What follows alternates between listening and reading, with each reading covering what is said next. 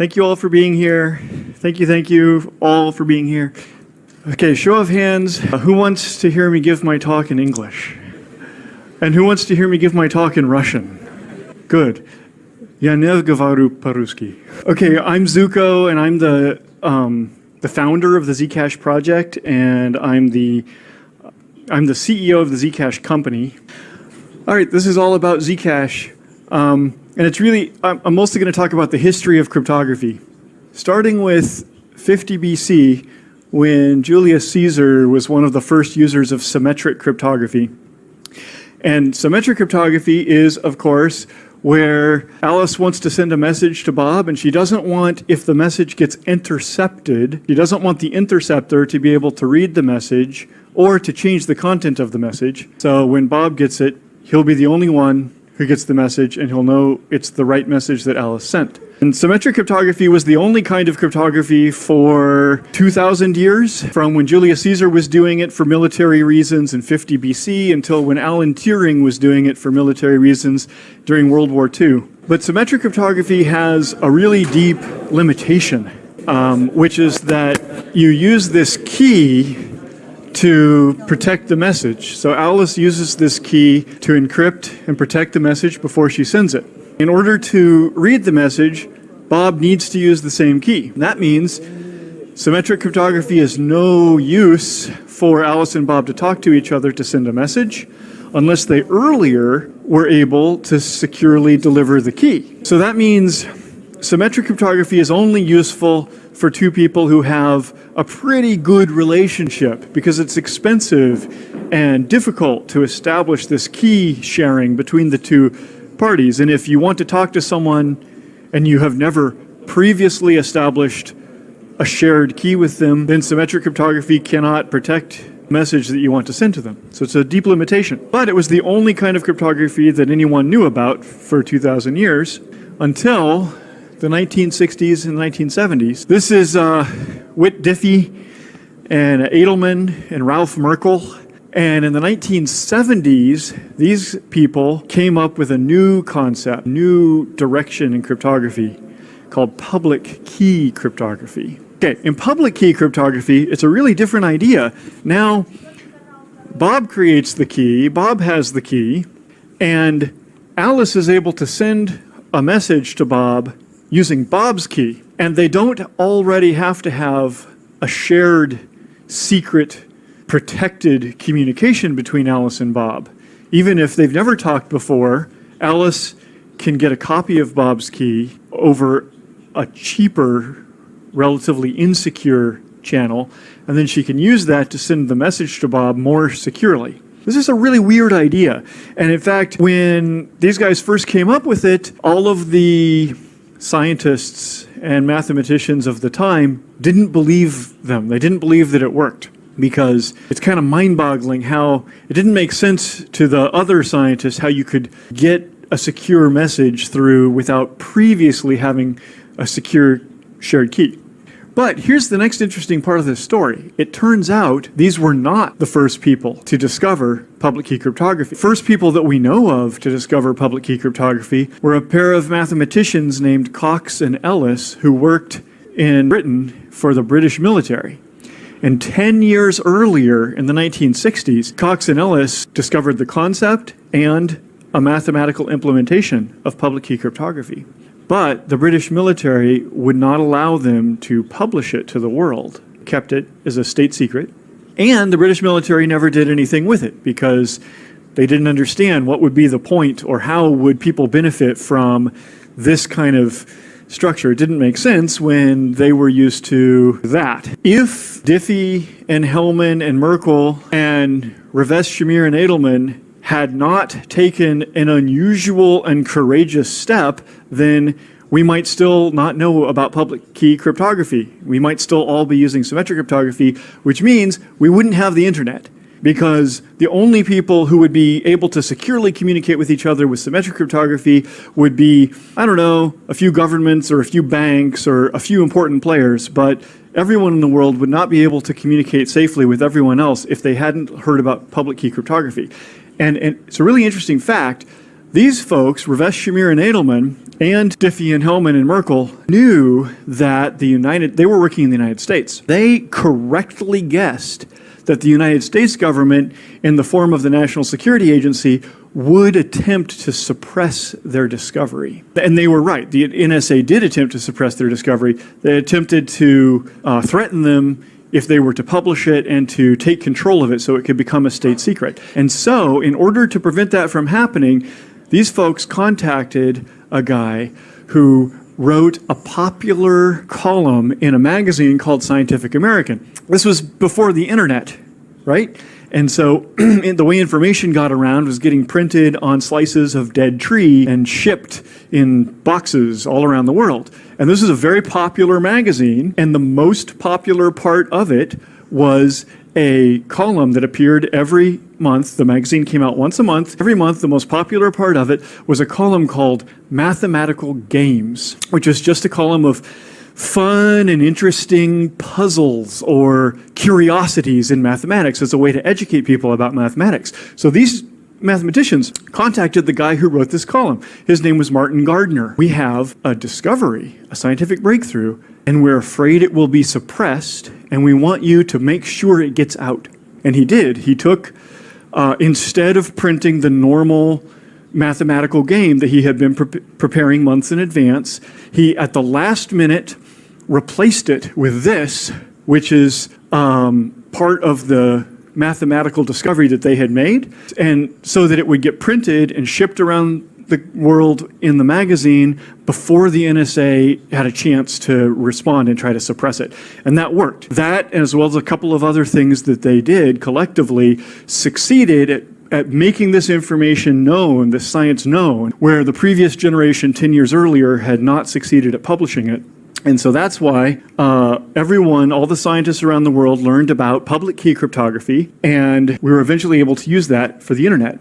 Now, it's an interesting fact that it takes about 20 years from a discovery until it becomes useful for lots of people. So these discoveries were done in the 1970s, but it wasn't until the 1990s. Well, the internet also was born in the 1970s. Also, it wasn't until the 1990s that the internet and public key cryptography got traction and got deployed to a large number of people. Now, during the interim, there was other research, and during the 1980s, a pair of researchers named Goldwasser and Macaulay came up with a third new invention. This is Goldwasser and Macaulay in the 1980s, and their invention, or their discovery, was zero-knowledge proofs. And zero-knowledge proofs are even more mind-boggling of a concept than public key cryptography. The idea of a zero-knowledge proof is something like, remember how in symmetric cryptography you have this problem. You want to deliver the document, like suppose the document's your driver's license or your ID card, and you want to deliver the document over to this person securely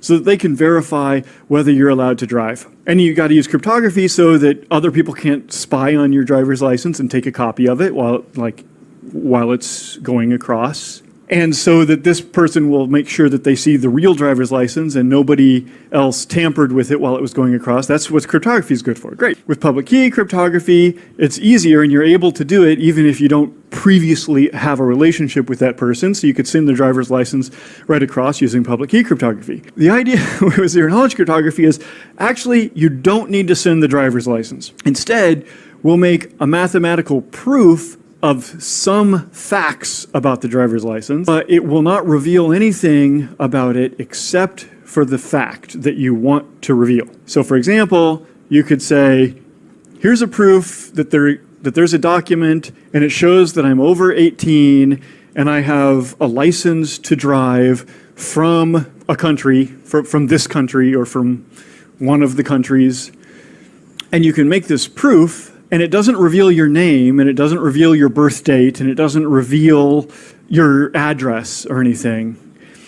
And since it reveals so little, and since it cryptographically proves the important fact, you can just share it. You don't have to securely deliver the proof. Nobody can tamper with it or spy on it to learn anything. You can just broadcast it, and then this guy can know that you're licensed to drive even though he never saw the document. Okay, that was in the 1980s that Goldwasser and Macaulay discovered that idea. And here's a neat fact. The most prestigious award you can get for computer science is called the Turing Award. So if you're a physicist, the highest honor anyone can give you is to give you the Nobel Prize. If you're a computer scientist, highest honor anyone can give you is to give you the Turing Award, which was named after this guy. In addition to breaking symmetric cryptography for the military during the war, he also found the whole concept of computer science. So that's why the award is named after him. Wonderful fact is that these guys got the Turing Award for having discovered public key cryptography. It took many years until all the other scientists admitted that it was a real thing and it made sense, but then they got awarded the Turing Award for one of the most important discoveries in all of computer science. And another happy thing is that these folks got the Turing Award many years later for one of the other most important discoveries ever in computer science. And remember, this is for all of computer science. This is for all of everything about information theory and computers. It's not just for cryptography. But these two cryptographic discoveries, public key cryptography and zero knowledge proofs, are two of the most important things in all of computer science, according to the people who decide the Turing Award winners. Okay, and then the internet and public key cryptography got deployed to the world. And then the next thing that happened was Satoshi Nakamoto, his discovery of Bitcoin. And he has not yet been granted the Turing Award for the discovery of Bitcoin, but I'm sure it will happen. I'm not sure what the rules are about giving the Turing Award to anonymous people, but it doesn't matter. We'll just have to change the rules because this is one of the other most important discoveries ever in computer science. And of course, you know a lot about Bitcoin and blockchain here already, right? These symbols are proof of work. This is the symbol for proof of work. And these are transactions that are embedded into a blockchain, and the blockchain is linked together with secure hash functions so that no one can change earlier blocks and still match later blocks without everyone noticing. But the effect of all this is you can distribute and share data around to public or to a large group instead of relying on some central party to manage the data for you, and you have to trust them to manage the data correctly. Instead, we're all going to have this blockchain to be sure that the data hasn't been tampered with. And then with that, you can, the first thing anyone did with blockchain was make a payments system on top of it, and that's Bitcoin. Now, how these cryptographic ideas apply to payment systems. Well, in the olden days, back when we had nothing but symmetric encryption, this is what banking was like. And there were only a few banks, and they had to have an expensive connection established between them over which to send messages. And what did the messages say? You could send a message from one bank to the next and say, "Hello, Bank B, this is a message from Bank A, and we request that you move some money from one account to another." Now, this is the way banking worked all the way back for hundreds of years. And with the advent of public key cryptography, like I said, public key cryptography enabled the internet, which is really important. Like, the internet has improved almost everyone's lives in almost every way, in education and science and government and entertainment and family and everything.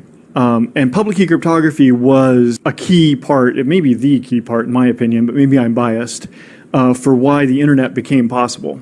But public key cryptography did not have such a radical effect on banking, at least not at first, not until Bitcoin. The first thing that happened was just the exact same thing where we only have 3 banks in town, but now you can log into them from your phone because of public key cryptography, instead of having to physically walk into the bank to make a transaction like I had to when I was a kid.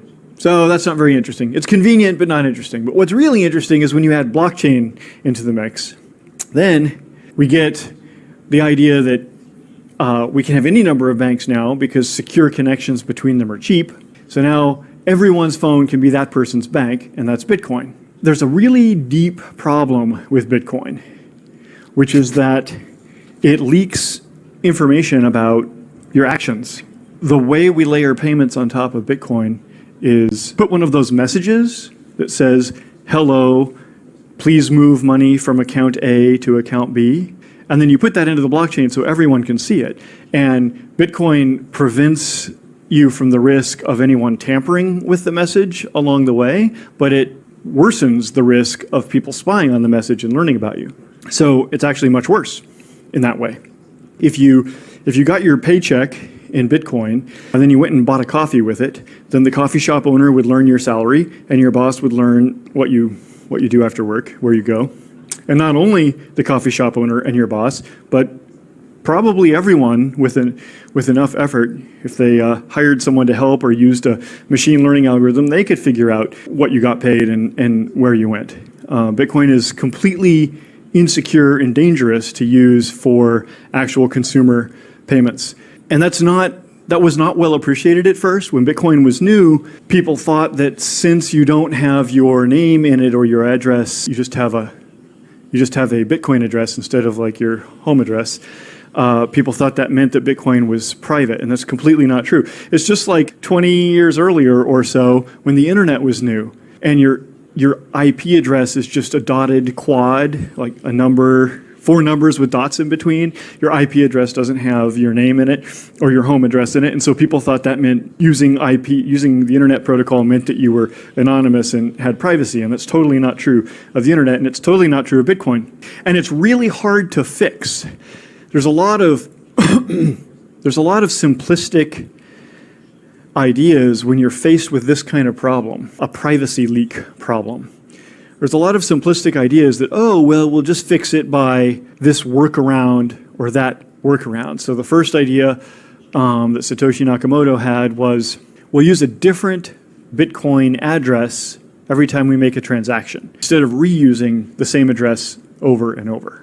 And this is one of those simplistic ideas that seems like it might help at first, but if you really dig into the science, it hardly helps at all, because statistical and deductive mathematical techniques can sort of see through that kind of noise. All of those kind of techniques are about adding noise or trying to add some noise into the system to cover up the signal about how much you get paid and where you buy coffee.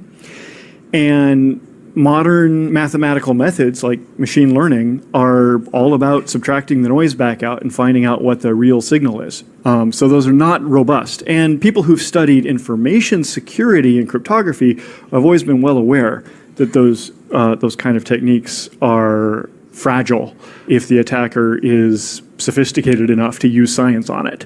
So that's why we came up with Zcash, is in order to solve that problem. And with Zcash, what we do is we leverage the zero knowledge proof magic. Instead of sending a message that says move money from account A to account B, we generate a zero knowledge proof that says someone did control a certain amount of money, and that money has never been spent before, and it is hereby moved to someone else, but we don't reveal any of the other facts about who, like which account ID was the original controller, or how much the money was, or to which other account it went.